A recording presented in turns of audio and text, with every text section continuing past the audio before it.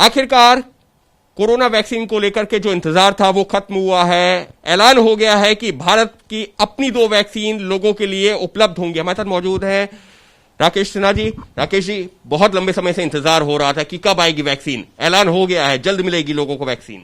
देखिए, भारत की सबसे बड़ी उपलब्धि है। इसमें जो सबसे महत्वपूर्ण पक्ष है, शोधकर्ताओं और चिकित्सकों ने जिस जोखिम उठाते हुए, जिस मेहनत के साथ मानव अस्तित्व को बचाने के लिए प्रयास करके एक सफलता पाई है, उसमें भारतीय नेतृत्व का एक बड़ा योगदान रहा है। प्रधानमंत्री मोदी जी ने अन्य राजनेताओं से अलग हटकर, दुनिया के जितने बड़े राजनेता हैं वे राजनीतिक लड़ाई लड़ रहे थे, और प्रधानमंत्री मोदी जी ने इन चिकित्सकों को, शोधकर्ताओं को लगातार मनोबल बढ़ाने का और उन्हें सभी प्रकार के संसाधन उपलब्ध कराने का प्रयास किया है। लेकिन दुर्भाग्य की बात यह है, जिस वैक्सीन से मानव अस्तित्व को संवर्धन और सुरक्षा मिल रहा है, उस पर राजनीति की जा रही है।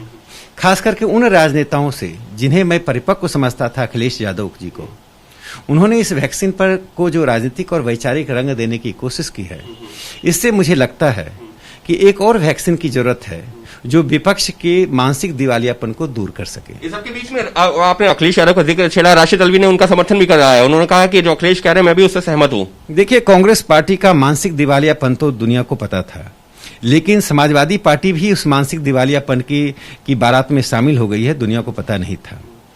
मुझे ऐसा लगता है कि जहां पर मानव अस्तित्व का सवाल हो, चिकित्सकों, शोधकर्ताओं का सवाल हो, इस तरह के बयानबाजी से आप सरकार का विरोध नहीं कर रहे हैं, आप उन चिकित्सकों की प्रतिभा का, उनके परिश्रम का और उनकी उपलब्धि का आप अपमान कर रहे हैं। इस सबके बीच में अब भारत में एक नहीं 2 वैक्सीन की घोषणा कर दी गई है। ये अपने आप में एक बड़ी खबर है, क्योंकि एक वैक्सीन की एक लिमिटेशंस हो सकती हैं, लेकिन 2 जब अलग अलग कंपनियों की होंगी तो ज्यादा रीच पहुंचेगी लोगों तक। आपको ध्यान होगा, जब कोविड-19 के खिलाफ पूरी दुनिया में दहशत थी, तो भारत ने पूरी दुनिया को मलेरिया का वो मेडिसिन उपलब्ध कराकर और एक संदेश दिया था कि हम अपनी जान के साथ साथ दुनिया की जान को बचाना चाहते हैं।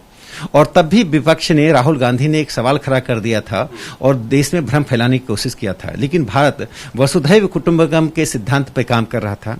आज भी जो 2 वैक्सीन आई हैं, यह दुनिया को संदेश गया है कि भारत का कुशल नेतृत्व और यहाँ की प्रतिभा दुनिया को नेतृत्व देने में सक्षम है। हमारा नेतृत्व सिर्फ आर्थिक और सामाजिक क्षेत्र में ही नहीं, बल्कि चिकित्सा के क्षेत्र में है। और यह संदेश उन प्रतिभाओं को भी गया है जिनका पलायन होता था, ब्रेन ड्रेन होता था, कि भारत में रहकर भारत के संसाधन, भारत की व्यवस्था के अंतर्गत वे ऐसी उपलब्धियां दे सकते हैं जिससे मानवता को और विश्व को बचाया जा सकता है। मैं मानता हूं कि यह नरेंद्र मोदी जी के कुशल नेतृत्व और चिकित्सकों और शोधकर्ताओं को लगातार दिए गए प्रोत्साहन का एक बड़ा परिणाम है। यानी साफ तौर पर बीजेपी सांसद का यही कहना है कि ये देश के लोगों के लिए भी अच्छी खबर है, और खुद प्रधानमंत्री ने जिस तरीके से इसका नेतृत्व किया था वो भी दिखाता है कि किस तरीके से प्रधानमंत्री ने हौसला अफजाई की थी।